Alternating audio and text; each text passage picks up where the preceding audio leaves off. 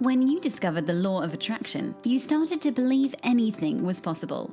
Life got better, much better. Now you want more, but it's not working. That's where the Manifest It Now show comes in. If you've been waiting for someone who can teach you the practical application to manifest quicker and easier while having more, turn the volume up, because the dynamic duo, Cassie Parks and Ginny Gane, are ready to teach you how to live the law of attraction like they do. It's time to laugh and learn. Hello, everyone, and welcome to this week's episode of Manifest It Now. I'm here with Cassie Parks. And I'm here with Ginny Gane. And we are going to talk all about vulnerability today. Boom, boom, yes. boom. So open those hearts, open that consciousness and awareness, and get ready. This may be the most. It is.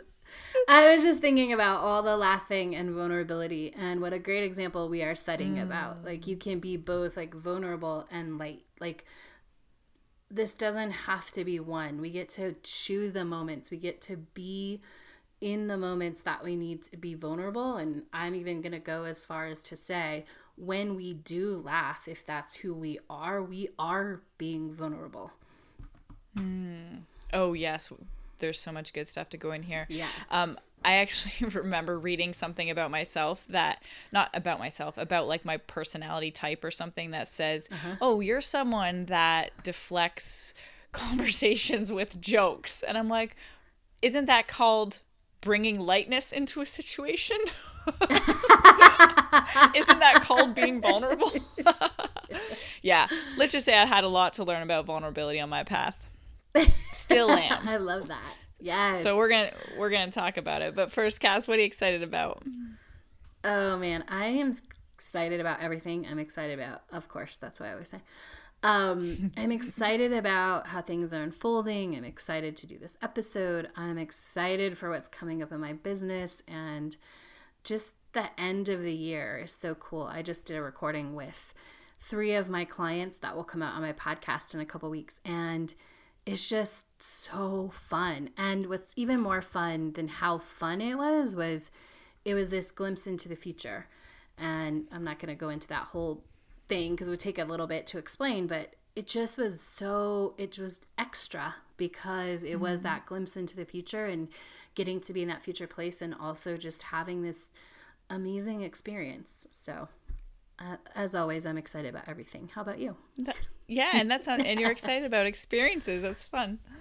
Yeah. I'm excited. We just had our skills camp graduation, and the women were just so excited and proud of themselves, and feeling confident and feeling empowered, and it's such a joy for me to witness that and to see those transformations happen in 8 weeks, and their excitement for what's coming, the clarity about who they're being and where they're going and all that.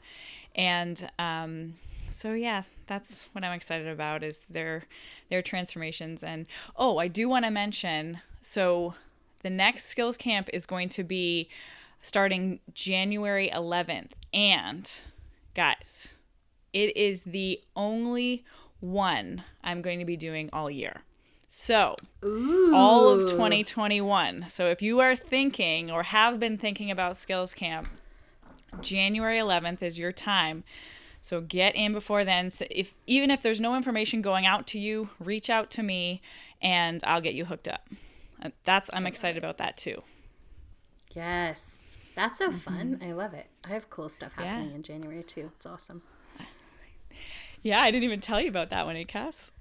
No, but it's because we were we had so much to talk about that we didn't even really fully catch up before this call. Yeah, we had work stuff to catch up on. I know. That thing. Yeah. Yeah. All right, so with vulnerability, do you want to start with defining what it means to you? Yeah. Do you want to go first? Sure. Yeah. Okay. So I think I kind of just want to straight out bust one of the ideas that vulnerability is a bad thing, because it gets a bad rep, and being vulnerable, being associated with being weak. And that's just like the actual opposite. Anytime I talk about vulnerability, I'm like, I see it as a true strength. That's all I view it as. When I say vulnerability and I'm talking about it, it's like, yes, we want more of that. That's a good thing. That's helping. It's part of your growth. And so I think it's a big switch for a lot of people who automatically hear the word vulnerability or be vulnerable and they think it's a negative thing. So that's the first thing. But how I would define it is being willing to express your true self. I love that. So this is the definition that just came to me because I'm tossing around the actual, and I want to go because I've looked up the actual definition before, but opening yourself up to be seen is what I'm going to go with as my definition for today. I mean, they both mean the same thing, so it's perfect. They do. Yeah, definitely. Yeah. And what that does, so going to sort of more of a dictionary definition, which I don't have in front of me at this moment, but I have pulled it up before, is that opening up yourself to where you could be emotionally hurt or physically hurt. It's that vulnerable space, right? And this has existed.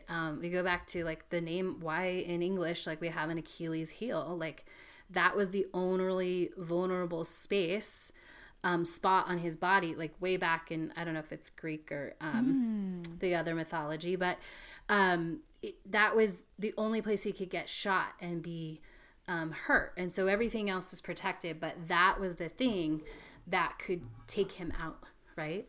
And so when you think about vulnerability, often that's how it feels. Like if I share my truth, if I am fully seen, if I am honest about what I feel, if I show my true emotion in this moment, I am opening myself up for whatever happens next. For pain. Yeah. For hurt, for pain. I guess, yeah, as you're saying that makes sense as to why people would think it's a bad thing.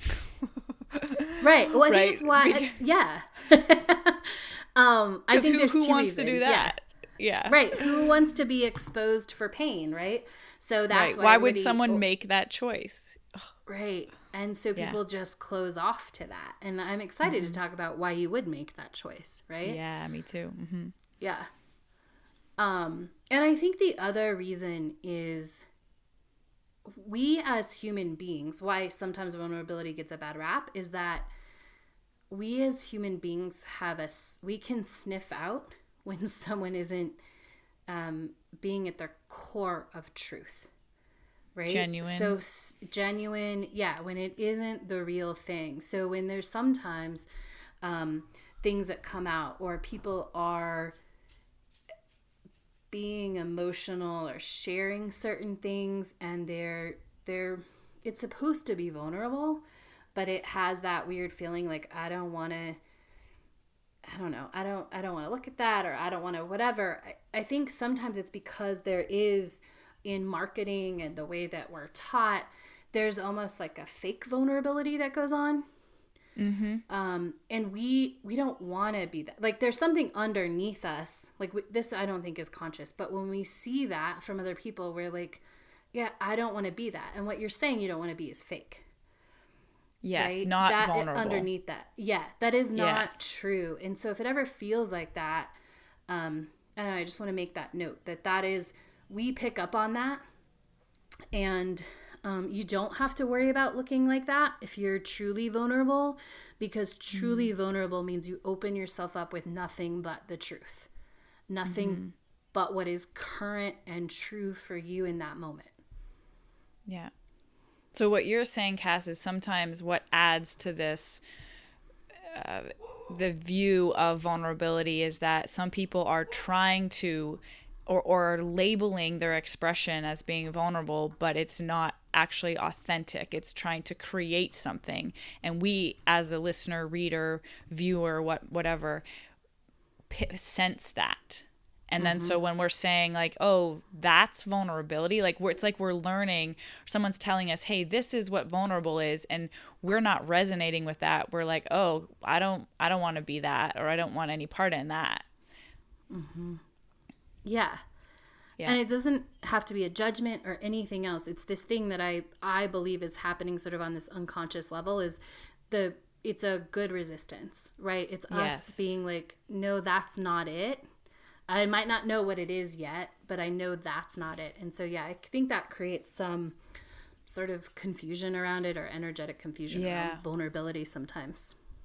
I actually am now reflecting on this, that I had that experience. I did used to feel like that because I was very pushed away by when people, what I thought were being vulnerable. And I was like, oh, like, yeah, that doesn't feel authentic to me. Yeah. Or whatnot. Yeah. And so I think this is an important, I want to go here for a second, is vulnerability is not just sharing emotion. Yes. It's not and by emotion, mostly I think I mean sad or hurt, right? I think that is one of the big, people think that it's like, oh, when you share your struggles or you share your challenges or your sadness, it's a part of it, but being vulnerable. Yeah, it can be part of it. Exactly. But it doesn't, that's not the only thing. Or just because you are sharing a struggle or a certain emotion doesn't mean you are being vulnerable. Because even those actions can be protecting you, right? Or trying to get somewhere or something else. Big time. That's actually, that's good that you brought that element in of protecting, because if there's any, and the more aware you get with your intentions in a communication, in an interaction, you realize, oh, I'm actually protecting myself here. And that's the opposite of being vulnerable. So that sometimes is a great place to even start catching yourself, is like, am I trying to protect myself? Because that's the, if I'm wanting to be vulnerable and then I'm like, oh, I'm trying to protect myself. Oh, I'm trying to protect myself from that. You're like, okay, well, okay, that's a place to start. I realize I'm not being vulnerable. How would I or could I be in this situation? But I wanted to ask you, Cass, does it feel true to you if I was to say that when you're truly being vulnerable, it's not comfortable, but on some level, it feels right, or it feels like relief in any way? Yeah. And I would, I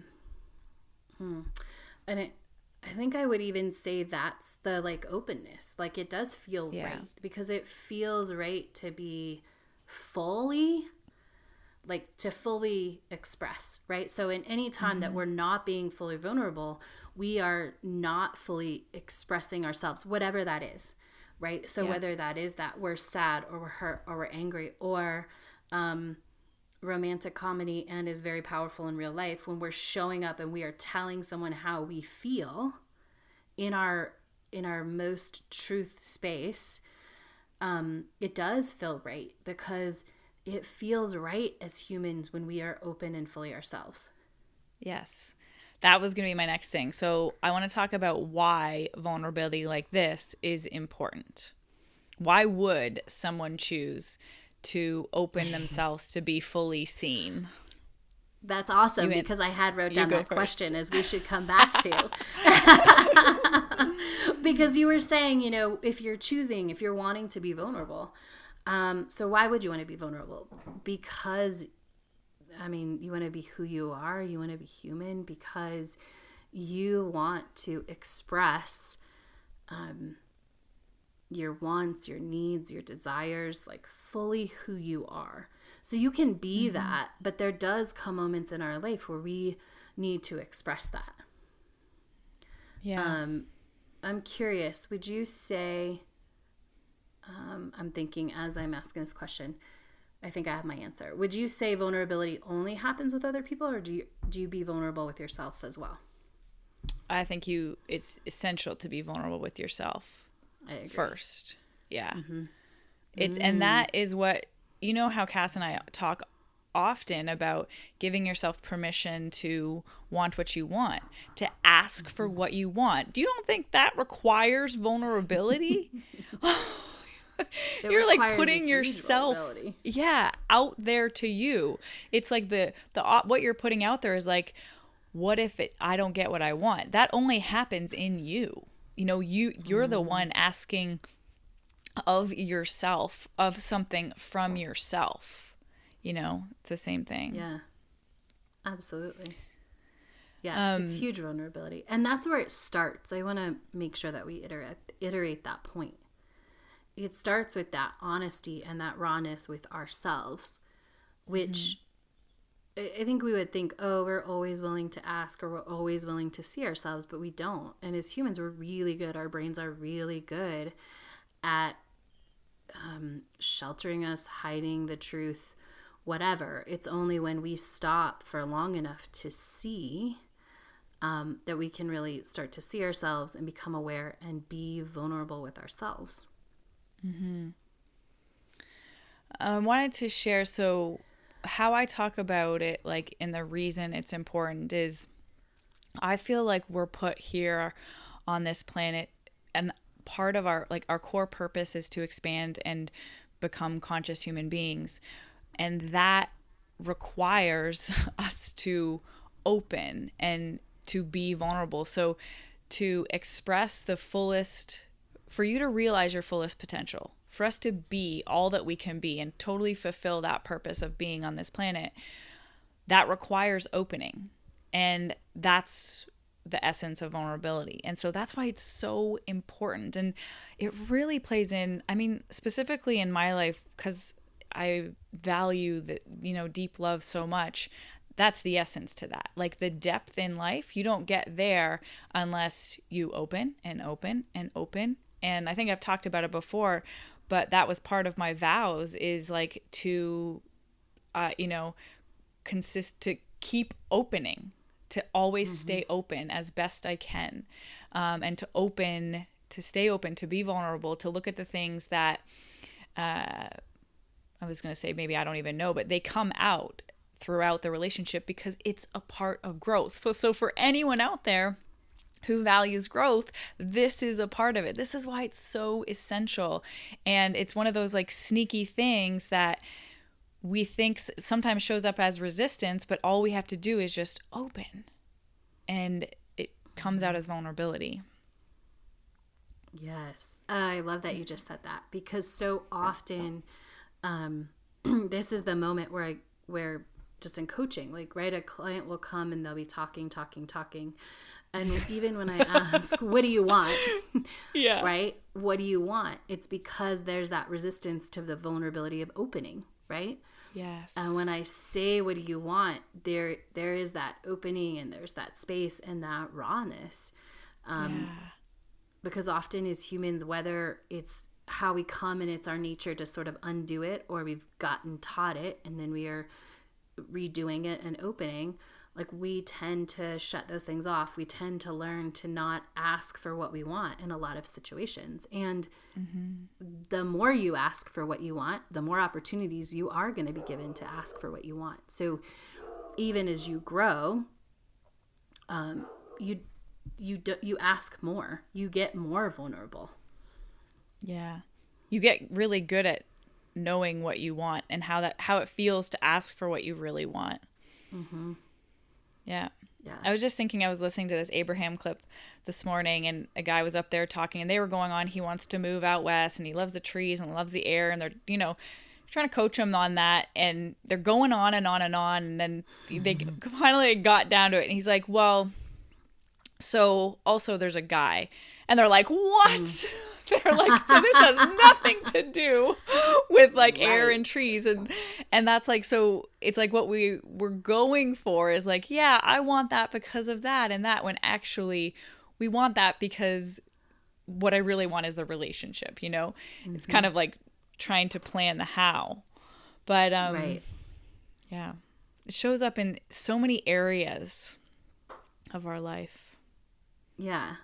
I want to ask you, because I want to hear your answer. So why would someone want to be vulnerable? Why would you want to be vulnerable? Well, like I said, someone who's valuing growth and wanting to be the fullest version of them, I just think it create if that is part of what you want, part of who you are, you're honoring that desire. And when you choose vulnerability, so you create like a deep experience with life, with yourself, with your partner, with your family, with life.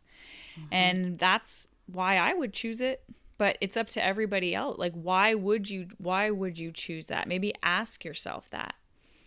And if the answer is I don't want to be vulnerable, that's fine too. Yeah. There's no pressure to, you must be vulnerable to I'm kind of catching my words, because there's a part of me that does feel vulnerability is essential to, consciously evolving and manifesting those big things that you want. Oh, what do you think? I for sure agree with that. I think the more we learn to be vulnerable, and we use words like learn, but it's really practice. It's really doing it, right? There's no, like, this episode is not going to have 5 steps of how to be vulnerable in it. Yeah. Because it really is learning to ask for what you want, learning to truly express how you feel, and all of it. And if we have time, I want to talk a little bit about, because I definitely have experience with full vulnerability, like as I was learning more about this, full vulnerability versus sometimes the vulnerability that is almost trying to be manipulative. Like, it's half vulnerable, it's half true, but there's, but there is this other side of it. And so it is absolutely essential, because we have to be able to ask for what we want. And if we grow, for the most part, at some point, to keep consciously growing, right? You can stay, I believe, and it's okay to stay where you are. But if you are somebody who wants it to get better and better and better, you have to keep growing in vulnerability and practicing being more vulnerable, because you can't ask for bigger things if you're not willing to ask for bigger things. And we don't just get to choose the bigger thing is the stuff, the car, the $1 million, and sort of shut off all the other things. I think it evolves in sort of, you can manifest $1 million without evolving to a certain level, I believe, because you can focus and you can do certain things and for different people. But this continued evolution, at some point you have to be moving forward in all areas. I believe that's to that place. Yeah, I think totally that we're naturally brought to that place, and that's why you see so many, big success, and then crash. Yeah. Nope. This is where you have the opportunity to be vulnerable, right, and create that experience so that you can move forward. I do want to say a few things about what I know. We're not going to give steps, but it comes a lot in communication, and you can be vulnerable without communicating. You can just, crying in front of someone or is the same. And I before I jump into that, I want to talk about vulnerability isn't just the lower emotions or the unpleasant emotions. It's also being willing to be happy in situations that society doesn't believe you should be about. It's, being vulnerable is willing to follow your path when the world is telling you to go a different way. I'm going to go apply for this job when my family thinks I should be doing this. That's being vulnerable. Like, basically being you and walking your path. You're going to have to come across vulnerability. And it could be like someone feeling really someone just lost someone important to them, and they're doing really well. They understand, they've grieved, they've processed it. And while the world's saying you should be feeling awful about this, it feels vulnerable to say, I'm good. I'm okay. I can sense my happiness. Same thing. So it's all across the board and the whole emotional scale. It's not necessarily sad emotions. Actually, just the other day, whenever Cass and I jumped on the phone the other time, and she was like, oh yeah, it was a rough morning. And I'm like, and it was vulnerable for me to say, oh, I feel happy. And she was like, great, you start. But to learn to be able to communicate authentically, I think is a super important part of practicing vulnerability. Absolutely. And just to echo what you said about it is all of those things that it's anything that can open you up for attack. Really. And I don't necessarily would love to use the word attack, but it's when someone can come back at you, right? Someone can, and so when you're happy, someone can say you shouldn't be happy, or when you're choosing your path, if you quit your job and people didn't agree, right? That opens you up. That is being vulnerable. It's doing you, because all of those things open up for a response. And that's probably the way I would change that definition word. Attack is in the definition, but response, like, can open you up for a response that doesn't feel good, or it doesn't, isn't the same as you, right? Mm-hmm.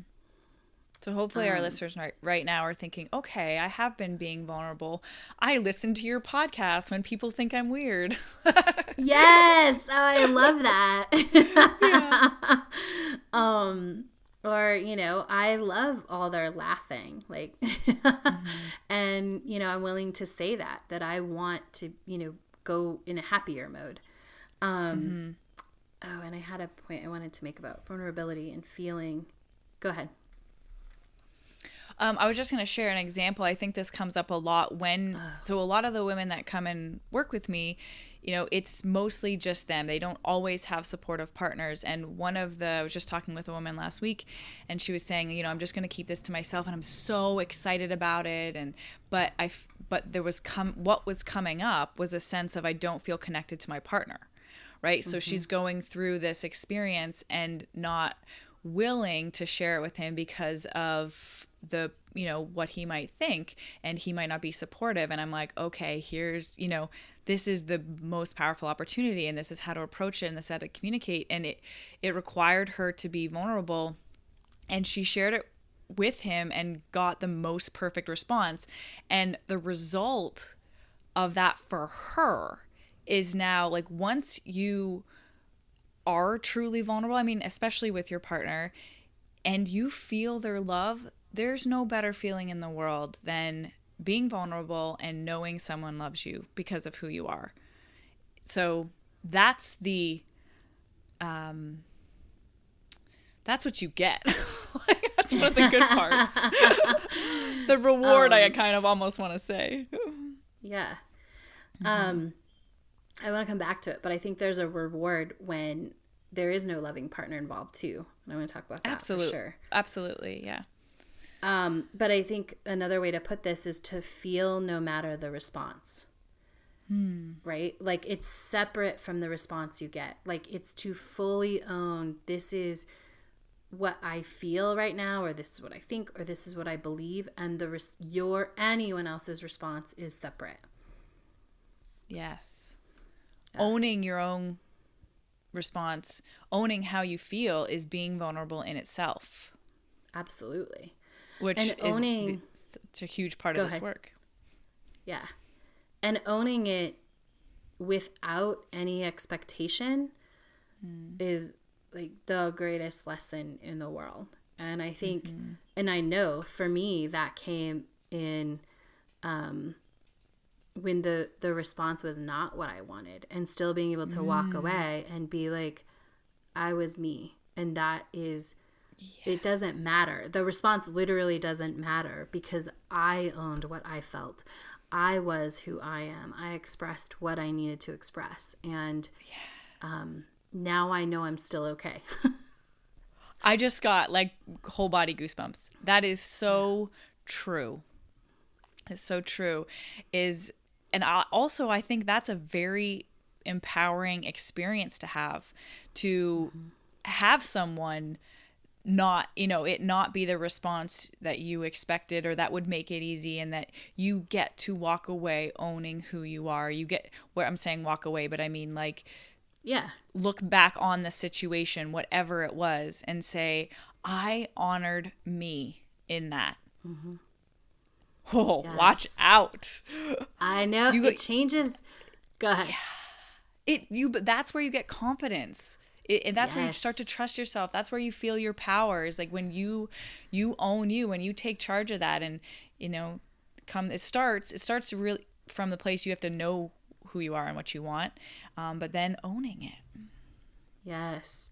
And since you've said it 3 times, I'm going to, if a listener's like, I don't know what this looks like, I don't know what it feels like, you can grab my fiction book, Own It. And the, you know, the setting is different, but her version of owning her truth and speaking her truth in that book is loosely based on my own experience. Totally different.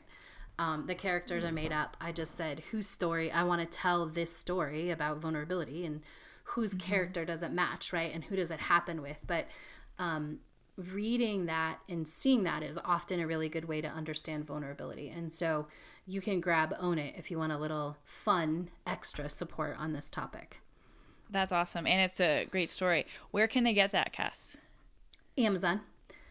Type in Own It, Cassie Parks, and it'll pop right up. Awesome. Is there any, or how do you want to kind of wrap up or summarize this? I think I don't. For me, I'm going to pass on wrapping up or summarizing and say that this is one of the greatest things you can learn. So it's a process. So I guess this is a summary. It's a process. You learn it. It starts by doing it. And it is the greatest thing for your journey that I think you'll ever do. I second that. I grew the most I've ever grown in my life by being vulnerable. Me too. And resulted in the most amazing experiences of my life without getting into details. I love it. All right, guys. Have an amazing week. Go be vulnerable. We'll see you next time. Bye. Hey, it's Ginny. Cass and I talk a lot about alignment being essential to manifesting. So if you're curious how to measure your own level of alignment, I created a quiz for you. Pop over to my website at ginnygane.com. That's GINNYGANE.com and check it out. Oh, and definitely have fun with it. Go be awesome! Thank you for joining us on the Manifest It Now show, where you learn how to leverage the law of attraction to manifest your dreams. Now that you're inspired, share the love and review us on iTunes. While you're there, remember to subscribe.